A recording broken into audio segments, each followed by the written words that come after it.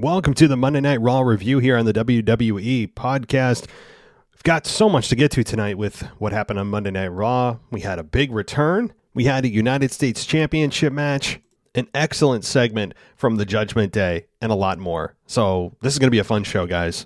Let's get going right after this. So in today's crazy world, you need to be ready to defend yourself. I mean, that's just the reality of things. People are getting assaulted on the street, robbed, home invasions. So with all this spike in crime, what better way to spend your time than investing in yourself, in your safety, in your family's safety? That's why I'm recommending Impact Defense. ImpactDefense.online is an opportunity for you to learn how to defend yourself in multiple situations. They have a podcast, by the way, that is done weekly, and you can check it out. It's on ImpactDefense.online. They have training that's in person. They have online courses. You can host an event and a lot more. But this is run by Brian, and he has over 20 years in the martial arts and self-defense industry. He's a certified combatives instructor. He's certified in defensive firearms, and he has a black belt in multiple styles of martial arts. He's also joined by two ladies, Jada and Kylie. Both of them are black belts in martial arts and certified firearm instructors as well. Again, their podcast releases every single Monday, a brand new episode. You can check out impactdefense.online for much more information. But guys, I can't stress enough right now, there is nothing more important than your safety. I don't know about you, but when I'm lying in bed and I hear a creak in the house, you always wonder, right? It's either a ghost or you're thinking, oh my God, somebody broke in, right? And imagine the helplessness that you could feel in that moment. But let them help you overcome that fear. Let them help you protect you and your family. Go to impactdefense.online today. Are you ready to live a more free, healthy, and abundant life? FoodForestAbundance.com is a community of passionate, freedom-loving people who want to build a free, healthy, and abundant society for generations to come. They're focused on creating a decentralized food supply by setting up forests on underutilized lawn space around the world. And this is just the beginning. They offer landscape design, blueprints, installation, maintenance tips, and a whole lot more. In these uncertain times, you want the peace of mind of having food security right outside your front door. They plan on growing food forest in every community, providing healthier food free from the supply chain. To learn more, visit foodforestabundance.com. Use the code FOOD22 and save 5%. foodforestabundance.com. This is WWE superstar Drew McIntyre, and you're listening to the WWE podcast.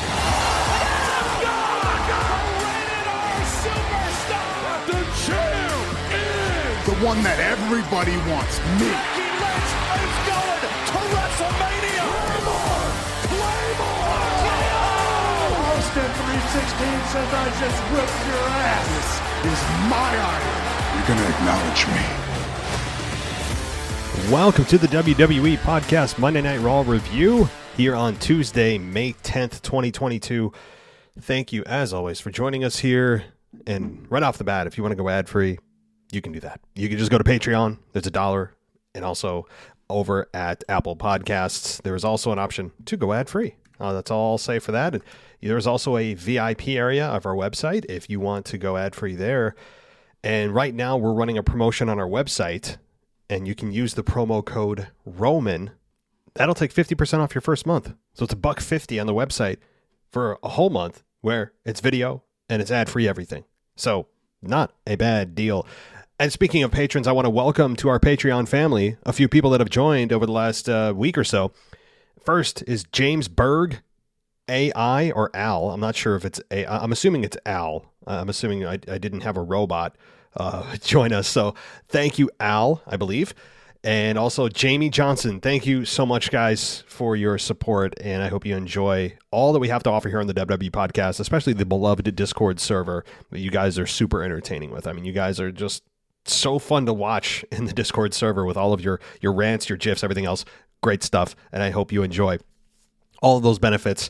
If you guys need anything, let me know. But thank you to Jamie, Al, and James, though. So those are the latest to join us here. And let's get into our Monday Night Raw review, as we've got we've got some stuff to talk about as we roll into Hell in a Cell season. That comes to us, the event itself comes to us on Sunday, June 5th, 2022. So about a month, 4 weeks or so.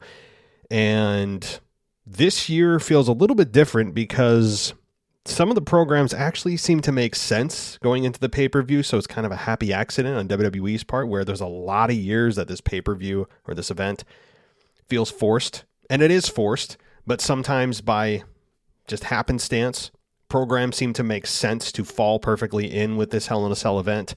This is, to me, a rarity. And what I mean by that is a couple of programs. We have AJ and Edge, although you could say Finn and Damian and all that, though those are definitely worthy of Hell in a Cell, as well as, of course, Cody and Seth, that it looks like we're going to get a part 3 for.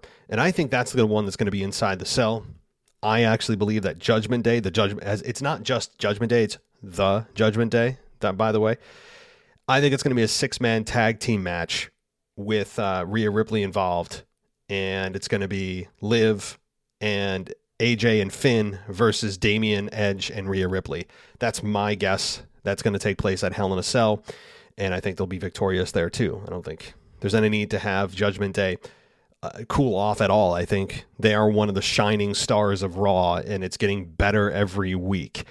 Edge cut his hair this week, so breaking news there. Edge cut his hair, and I think it works. He's clearly committed here and doing fantastic work as the leader of this group. And WWE hinted that there are going to be more joining. They said, who's next?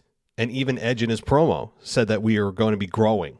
So who does Edge have the ear of? They left that out to be for speculation, and it's fun. I'm glad they did that, because now we can sit and speculate. Oh, it's Finn Balor. He's going to turn on the group. And I still think there's a strong possibility he could be. Hell, AJ could see the light, so to speak, and turn to the dark side again and join Edge. The other, Ciampa, he could join the group. I think he's a slam dunk. So I think this group could expand. What I don't want, though, is this to turn into like an NWO type of situation where all of a sudden everybody's joining, right? And it just gets watered down.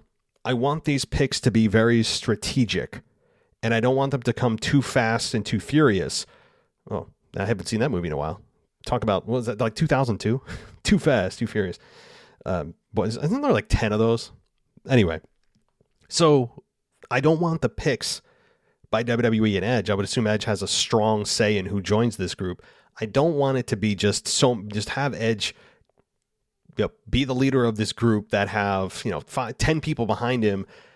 I think that waters down the purpose of this, because I think it should be special of who's selected, and you're able to focus on a small select group of people that you want to elevate instead of just this kind of hodgepodge of people. I think what happened in the late 90s, early 2000s with the corporate ministry, there was the corporation and there was the ministry. And then when they merged, it got watered down, and everyone kind of got lost in the shuffle, because everyone was just I don't want to say there was no name. There were some Hall of Famers in there, but some of the people that were in there got lost, like Midian, Viscera, even Edge and Christian got lost for a time in there.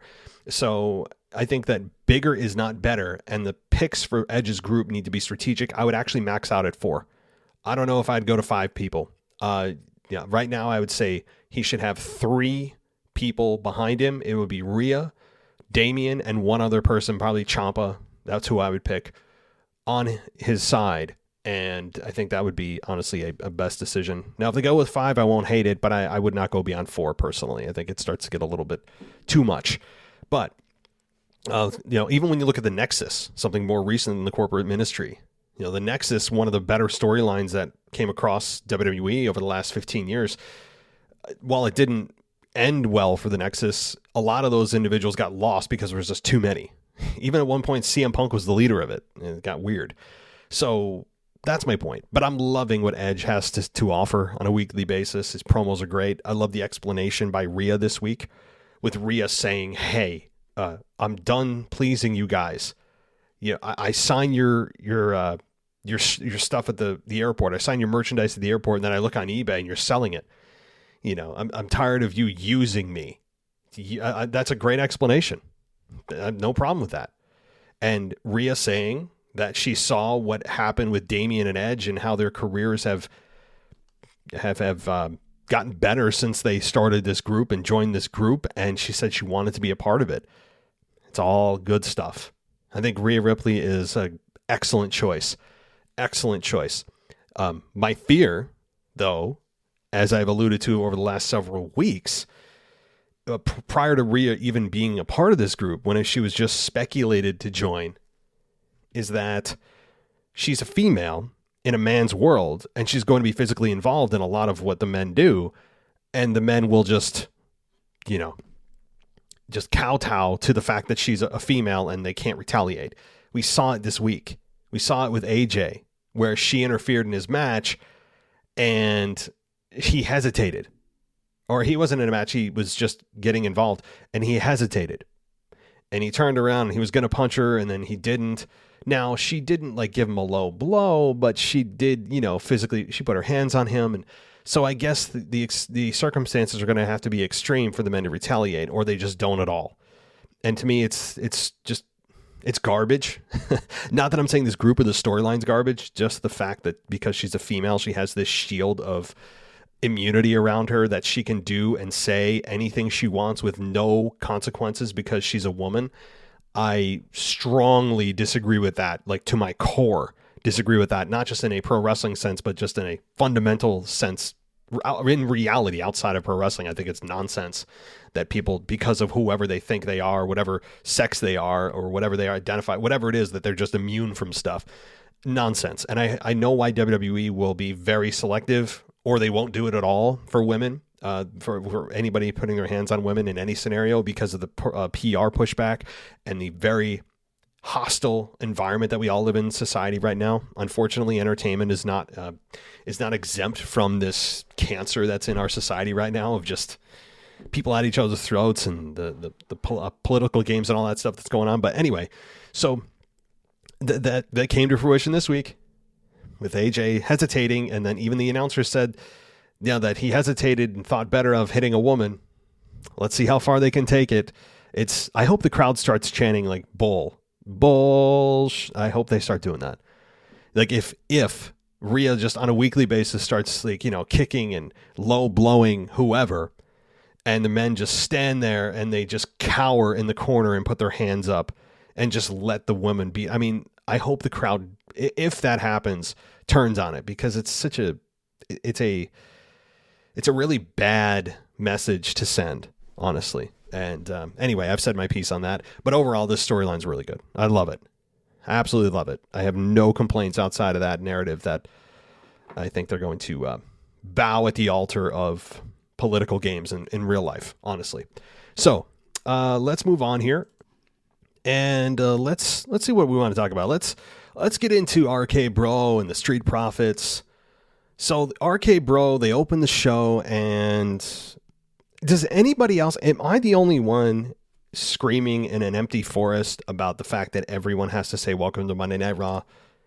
Am I the only one? Why does this bother me so much? First of all, it shouldn't happen. The announcers can say it. Randy Orton saying it, just get into your effing promo.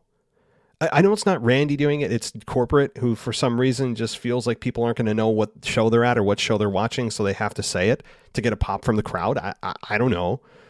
But Randy Orton saying welcome to Monday Night Raw every single time, or whoever, well, I don't know what the need for it is. Just get into it. We know what show we're watching. People in the arena know what money they spent on to get what tickets. They know why they're there. People tuning in know exactly what show they're watching. It's a small thing that I know some listeners have gotten annoyed that I spend time on even discussing at all, spending breath on this. But it is a microcosm. It's a perfect example of corporate control, and a perfect example of when you feel like this show is telling you one thing and it does another. It tells you that it's a show that anything can happen at any time, yet at the same time, every week, everyone opens the show, no matter who it is, by saying, welcome to Monday Night Raw. Why does Randy have to say it? Is he the ring announcer? Is he an executive? Does he have to say, why does it? I don't know. Is it written in the contract with USA and Fox? I don't understand it. I just don't get it. It's super annoying because it takes me out of the moment and angers me. Anyway, so see, I've spent more time than anyone would have ever said about this, but that's just the way it goes, guys. This crap annoys me. So we have, anyway, Randy Orton opens the show, and we have the review of what happened at the pay-per-view, the live event, Backlash last night with Roman Reigns, and it's announced that the Street Profits are going to go against RK Bro for the tag team championships later that night, which actually happened to be right then and there. And they made a mission statement, though. Randy and Riddle opened the show by saying that they're going to go to SmackDown and they're going to go to the Tribal Chief and essentially get his blessing to challenge the Usos for the SmackDown Tag Team Championships, because that's what they want. They want it. They still want the unification match. So two things here. One good, one bad. Good, that they're still continuing with the unification. They didn't forget about it. They acknowledged it, and they want to actually follow through, and I'm glad that they did. That is a good thing for continuing the goodwill of fans, and it's just a good thing to overall deliver what you say you're going to deliver on. So I think it'll happen in Hell in a Cell. But the second thing I don't like is that you have the RK Bro going to ask permission. What do you need to ask permission for? You have to go to Daddy Reigns to ask permission? Now, I know that they're framing it as the Usos can't do anything without permission of Reigns, but then you're also following that same narrative. You are also adhering to that exact criticism of the Usos by asking permission. How does that work? If you want something, you go to Adam Pearce, or you just attack the Usos and force them into it. You don't want to say ahead of time you're going to go ask permission from Daddy. I didn't like that. They're playing into the very thing they're criticizing. So again, asking permission, like what? That was stupid, but I love the match. This matchup is going to happen. It should happen. I'm looking forward to it. Something that should have happened at Backlash, and I have no problem with it. I think it's great. So the next thing, though, was the Street Profits coming out, and they're starting to turn a little heelish. I think it's because RK Bro is also so over, but I think also people are a little bit tired of this same act from the Street Profits. They haven't really changed at all. There's been no evolution of the Street Profits since their inception in WWE, like none, other than one time they grow facial hair, then they don't, but the red Solo cups are still there. Everything, like, they haven't evolved. You factor that in with the fact that RK Bro is more over right now, and everybody wants to see RK Bro continue as champions and take the belts from the Usos, and you've set yourself up for kind of a de facto heel turn by the Street Profits. Now, it's not a full heel turn, but it's kind of a soft one. But we have the match happen right then and there. I think the match with RK Bro and the Street Profits was fine, and Riddle, my God, is getting such a bump out of this program. It's great to see Riddle in this scenario. And I think the match, again, with the Street Profits here with RK Bro was fine. The RKO from Riddle ended it. There was a miscommunication between Riddle and Orton. I said, uh-oh, because Riddle accidentally knocked Orton with I don't know, it was like a moonsault or something he did on the outside of the ring. It hit Orton, and I said, oh boy. But they won the match, so I think it's going to be forgotten. And they retained the championships as if there was really any jeopardy. They were never in any jeopardy of losing, of course, but the match was fine. And we get the Street Profits going back to whatever they were doing beforehand. I don't know, talking about smoke or, drinking from their college red Solo cup, and I don't know, who knows. The funny line from Riddle, I gotta say, which was really good, about smoking. I think he was gonna say something about, I know what happened. I think it was Montez Ford who mentioned "we want the smoke," which, by the way, can they drop that? It's over. "We want the smoke" to me is like so. It's over. It's done. It's stale. Okay, can we find something new? Is my thing with the Street Profits. Just in general, they need a refresh from top to bottom, I think. Now, I'm not saying break them up, just kind of a refresh, turn them heel, whatever. But the funny line from Riddle after Montez Ford talked about smoke is Riddle said, we're going to, the RK Bro 420 said, we're going to smoke your ass or something. So you can guarantee there'll be shirts. I think I even saw a shirt in the audience. So hilarious there, but good stuff. All right. Rhea Ripley then defeated Liv Morgan via submission with a Texas Cloverleaf, a reverse Texas Cloverleaf. And This match happened after the whole promo from Edge that I talked about earlier, and it was a fine match, and it showed Rhea's dominance and her cruelty. I love that word. They used the word cruelty. I think they should use that more. I think they should use that moving forward. Cruelty. That's a nice descriptive word for Rhea. I like it. And I hope that, it wasn't just a one-off there. Cruelty is a great way to describe Rhea. And she punished Liv even after the match. Liv was there to essentially just help elevate Rhea further. And I think the match was fine. And it just, again, furthered the storyline with Judgment Day. Finn Balor then took out Damian Priest, but it was only via disqualification because Edge interfered. And then AJ Styles was at ringside. He helped Balor fight off Edge and Priest before Ripley stopped Edge, knowing that he couldn't strike her. Again, why, I don't know. I just went through that whole men on women thing, which that allowed Edge to hit Styles with a spear, as Priest also hit the chop block or the leg sweep. So it was kind of a double maneuver there on Styles. So, this needed to be a moment where this group is firmly entrenched as a heel group, and they're starting to build more and more heat. So in this building phase, they're not going to take any losses, at least for the next probably couple of weeks, I think. As they continue to build heat, they might take a loss at the pay-per-view or at the premium live event on June 5th. But I also think on June 5th, we could see a fourth and final member join. Could be Ciampa. That's my thought. All right, let's take a quick break for our sponsors of the show today, and then we'll be back with much more on Monday Night Raw.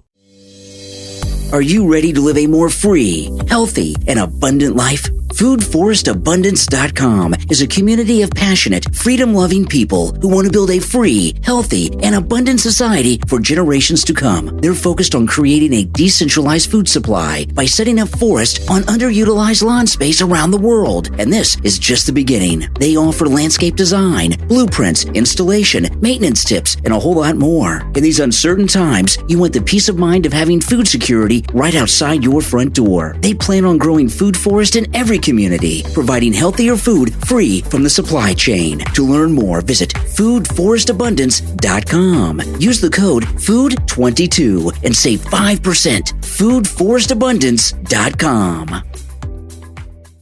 So in today's crazy world, you need to be ready to defend yourself. I mean, that's just the reality of things.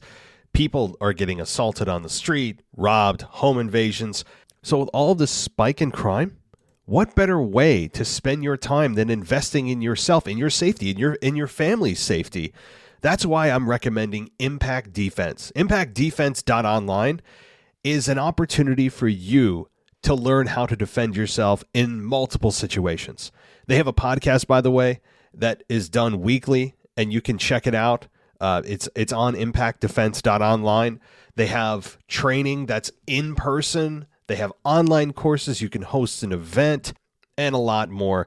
But this is run by Brian, and he has over 20 years in the martial arts and self-defense industry. He's a certified combatives instructor. He's certified in defensive firearms, and he has a black belt in multiple styles of martial arts.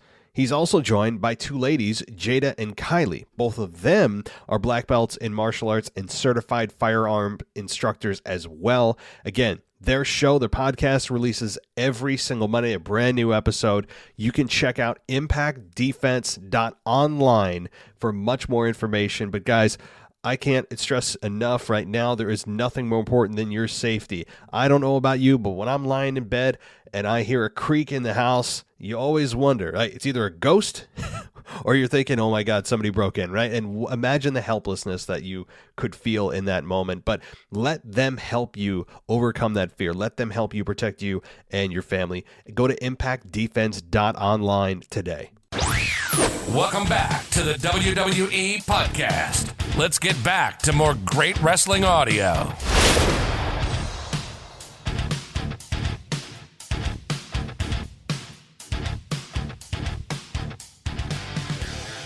All right, welcome back to the WWE Podcast. Let's continue on here with Monday Night Raw, and Bobby Lashley then crashed the MVP lounge. He attacked MVP, or at least tried to. Omos and Cedric were also in the ring, and, well, Lashley got his hands on everybody except MVP, and that's the payoff, as I've said from the beginning of this, which is fine. I mean, that we've seen Omos and Lashley, and we know what they can do, and you know what? Omos has impressed me, especially at the last event, on the Sunday event, on Backlash. I think he did probably or had his best match to date. Now, that's not saying a whole lot, given the sample size we've seen, but when you take his size into consideration, the dude can move, and that's great. That she's showing improvement, that he's taking it seriously. So good stuff there, and I don't mind that this is going to a third match. I think it needs to, and I think that the payoff may come at Hell in a Cell with Lashley finally destroying MVP. And I know that next week, though, we're seeing a steel cage match between these two, between Lashley and Omos. I mean, that's fine. I think that Omos could get the victory here, which, I mean, if he does, then I definitely expect Lashley and Omos part 3 or part 4, whatever it is, at Hell in a Cell, and he'll finally end it there, get the victory, and destroy MVP. So the thing is, you got to be careful of is, hey, you're trying to build Omos. Do you want him to take a clean loss to Bobby Lashley, a guy who's already established? So you need to be careful there too, but I think right now the payoff is going to be MVP getting absolutely destroyed, put in the hurt lock, manhandled by Bobby Lashley, which the payoff, again, won't come until the pay-per-view. God, I still say pay-per-view. It's after 30 years of, well, not 30 years, 25 years of watching wrestling, it's going to take a long time to get out of my head. But, all right. Then Sonia Deville was notified by Adam Pearce that after the investigation has concluded, and it has by the board of directors. I mean, it would have taken 5 minutes for me to look at tape if I was, actually monitoring the product that I'm supposed to be, overseeing. If I'm upper management, I wouldn't need anyone to come to me to complain. I should already know what the hell's going on in my own product. But nonetheless, in storyline, they did an investigation, which took way too long. And they concluded that she misused her power for so long. Again, that's also negligence on the part of the upper management for that to go on this long. But that's never going to be a thing. And I'm fine. It's pro wrestling. But she has been terminated. Her WWE officiating contract has been terminated. And her opponent is the returning Alexa Bliss. Now, interestingly, not even that Sonya Deville has lost her WWE officiating powers. That's fine, and it was expected, and it makes sense, and that's not the story here. The story here is, yes, a returning Alexa Bliss. Absolutely. The crowd was very positive towards her. They're clearly booking her as a babyface again. But she was brought back kind of as what was she before? Not the Empress, that's Asuka. The princess, or whatever the hell she called herself prior to being touched by the Fiend. But the whole thing of still bringing Lily out, on one hand, I appreciate the fact that they still recognize that she's all of a sudden not just back to, the Alexa Bliss of yesteryear, and there's still that connection there, but what is it? What is this? I don't exactly know what the connection is, why she's still bringing Lily around. If you're going to cut the cord, just cut the freaking cord, move on. Just get back to what you were, then fine.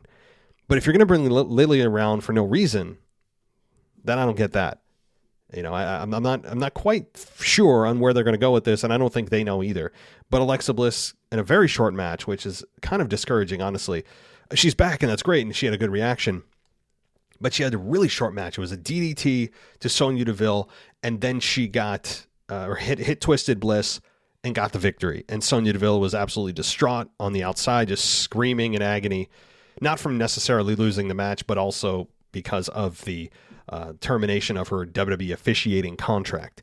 So that said, I think that Alexa Bliss back, thumbs up for that. We'll have to see where they go with her character. There's still that string of Lily attached to me. Either cut it or don't. You can't be half pregnant. Pick a lane. Well, a lot of analogies here, but pick a freaking lane and stick with it. I don't need this kind of hybrid. Like, what are you?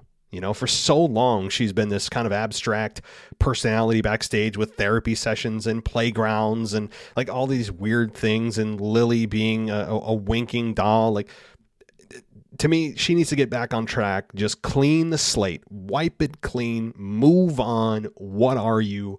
Establish it. Don't be foggy about it and move on.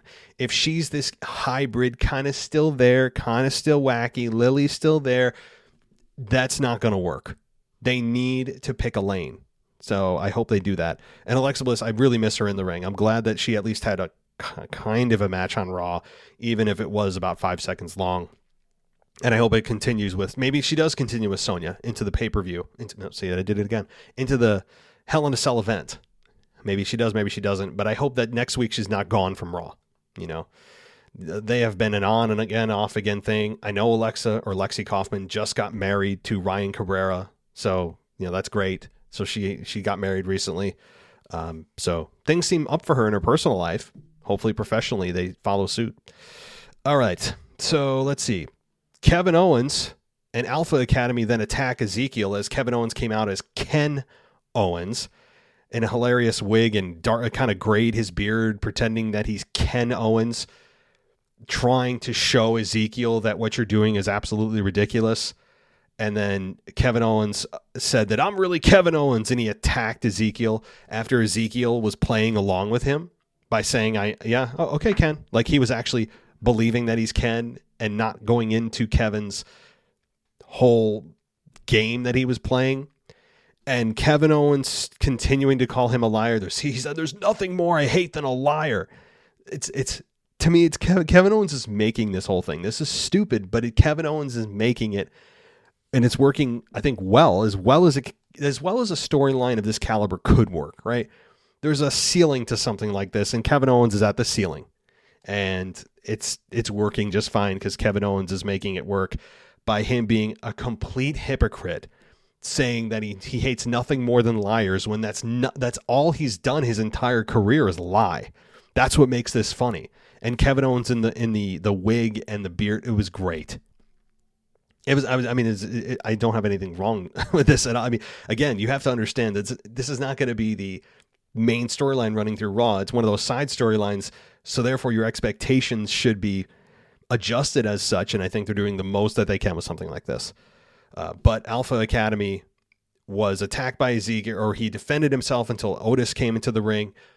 Elias, i.e. Ezekiel, was hit with a stunner by Kevin Owens, and that ended it. So Veer Mahan, they ready for you, DJ? I mean, maybe you can take this during the mailbag tomorrow.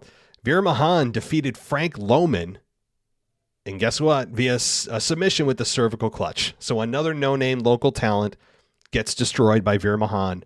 I guess we're still on this train here. I mean, I don't know how much longer he can just destroy no-names before he has to actually, at least start bringing him into the main roster, start acclimating him to actual competition.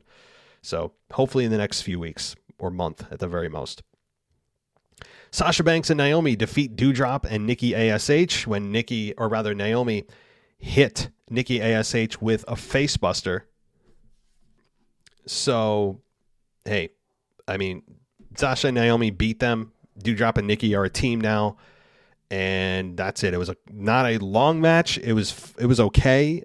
I was hopeful that Nikki ASH would be turning a little bit darker, deeper, changing her character. So far, that's not the case. Maybe we will get that.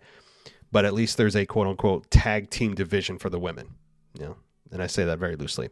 Ciampa then defeated Mustafa Ali with a reverse DDT. The Miz was the special guest referee, and he gave Ali very slow counts, as you'd expect, before making the absolute fastest count you could on a pin to give Ciampa the win. So as it expected with Miz, you get exactly what you expect, and it continues to further the Mustafa Ali versus Miz story. And you know what?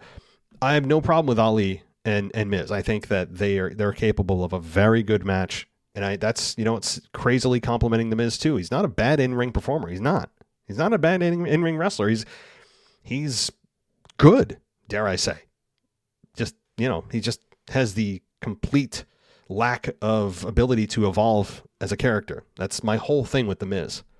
And anyway, I don't want to get on that rant, but I think I am pleasantly surprised, and I know I am, by Mustafa Ali and the Miz. I think it's going to be a fine program. And Ali gets a chance to shine in maybe the biggest program he's ever had. Think about that. So, in the main event, we got Bianca Bel-Air versus Asuka and This is the description of the match, just so I don't miss anything, which was really a 5-minute match. It was less than 5 minutes. I think it was like 4 minutes and change. After Bianca Belair defeated Asuka via disqualification because of Becky Lynch, she attacked Belair and attacked Asuka, hit Asuka with the manhandle slam, and she was on commentary. Becky was on commentary watching this match, so there was no finish, and there shouldn't be a finish. A Bianca Belair Asuka matchup is a main event of a pay-per-view. I mean, it could main event a pay-per-view hands down and should and will at some point.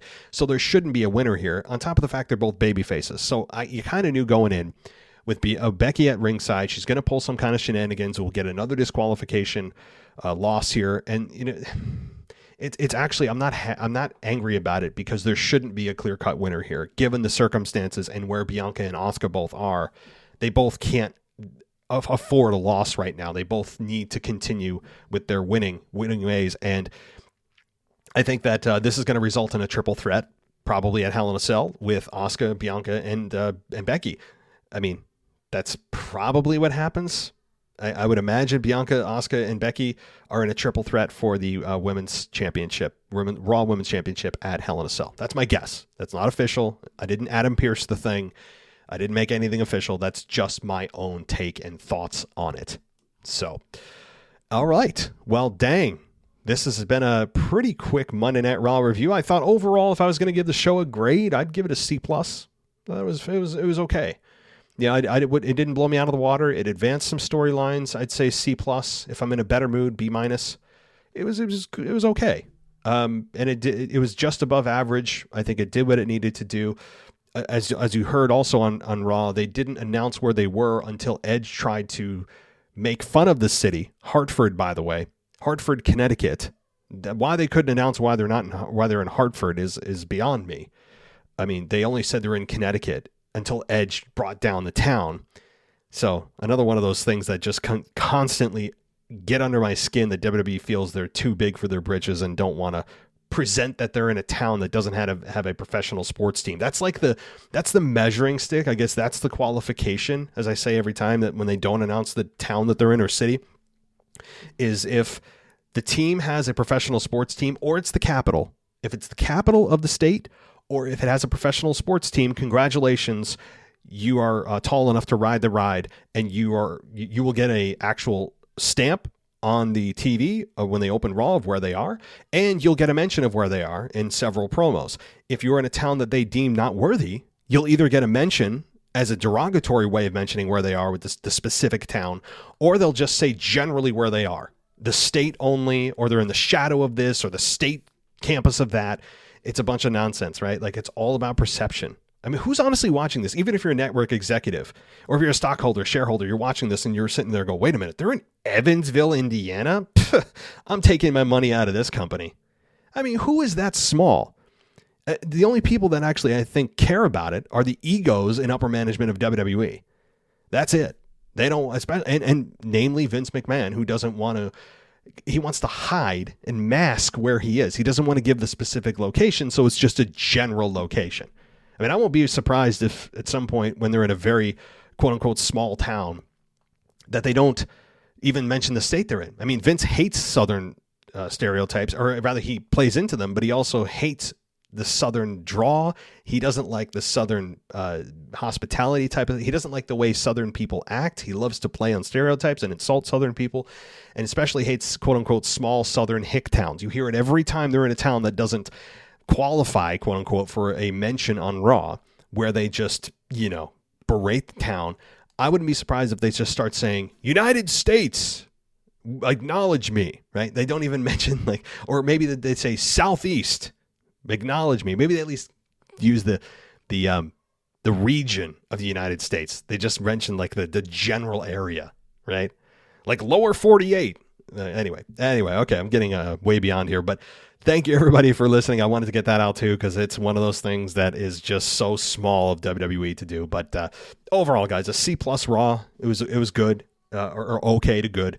And I think we're all now looking forward to 4 weeks at Hell in a Cell, when we actually have programs that I think qualify to be inside the cell. So we'll have to see where that goes. Oh, and Cody, how did I miss this? Cody Rhodes and Seth Rollins. Cody Rhodes and And Austin Theory, how the hell did I miss this? I'm so glad I didn't miss it. Cody Rhodes and Theory, excellent match. Theory, I got to say, is impressing me week over week. And I think we all may be looking at Vince when he first did this and going, what the hell is he doing? But Theory right now is taking advantage of his situation, taking advantage of the opportunity, maximizing his minutes. And he's confident on the mic. He's good on the mic. He's excellent in the ring. He's young, so he doesn't have to worry about, age being a factor at this point in his career. He's early 20s, for God's sakes. He just has to make sure he doesn't do anything stupid outside the ring to bring bad PR to the company. Continue to improve. He's got a great body, great look. I mean, I got to say, I'm on the Theory train right now. Dare I say it. I mean, the guy being United States champion doesn't feel weird, doesn't feel forced, and I don't hate it. But Cody Rhodes and him had an excellent match. Until, of course, Seth Rollins interfered and cost Cody the match. That's clearly leading to a part 3 here with Cody and Seth, and I am all for it. I think all of us can say in unison, yeah, bring us more, right? Bring us more. They have, I think, probably the strongest case to be inside Hell in a Cell. If there's going to only be one match from Raw and one match from SmackDown, which I think there should only be 2, I think Cody and Seth probably are the top of the food chain on Raw to be inside the cell over every other program on Raw. So, all right, everybody. I hope you enjoyed the show. I appreciate it. Tomorrow is the mailbag, so don't forget to send in your questions to mailbag@wwepodcast.com. You can call in, leave a voicemail, 518-952-0247. So go ahead and do that. If you want to send a voicemail, you have 3 minutes and then it cuts you off. So please consider doing that. If you're a first-time listener and you want to get your voice on the show, that's tomorrow's show. It's all for you guys. So also, if you want to go VIP on our website, use promo code Roman. It gets you 50% off right now, off of the first month.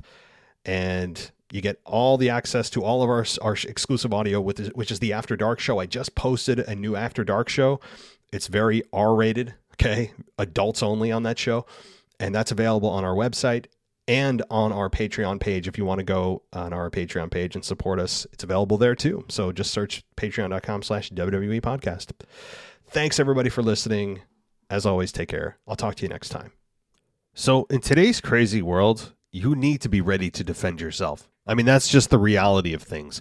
People are getting assaulted on the street, robbed, home invasions. So with all this spike in crime, what better way to spend your time than investing in yourself, in your safety, in your family's safety? That's why I'm recommending Impact Defense. ImpactDefense.online is an opportunity for you to learn how to defend yourself in multiple situations. They have a podcast, by the way, that is done weekly, and you can check it out. It's on ImpactDefense.online. They have training that's in person. They have online courses. You can host an event and a lot more. But this is run by Brian, and he has over 20 years in the martial arts and self-defense industry. He's a certified combatives instructor. He's certified in defensive firearms, and he has a black belt in multiple styles of martial arts. He's also joined by 2 ladies, Jada and Kylie. Both of them are black belts in martial arts and certified firearm instructors as well. Again, their podcast releases every single Monday, a brand new episode. You can check out ImpactDefense.online for much more information. But guys, I can't stress enough right now, there is nothing more important than your safety. I don't know about you, but when I'm lying in bed and I hear a creak in the house, you always wonder, right? It's either a ghost or you're thinking, oh my God, somebody broke in, right? And imagine the helplessness that you could feel in that moment. But let them help you overcome that fear. Let them help you protect you and your family. Go to ImpactDefense.online today. Thanks for listening to the WWE Podcast. Don't forget to subscribe on your favorite podcast app so you don't miss a show, or head to WWEpodcast.com. And for all of these shows ad-free, head over to patreon.com/WWE Podcast. Until then, we'll see you next time.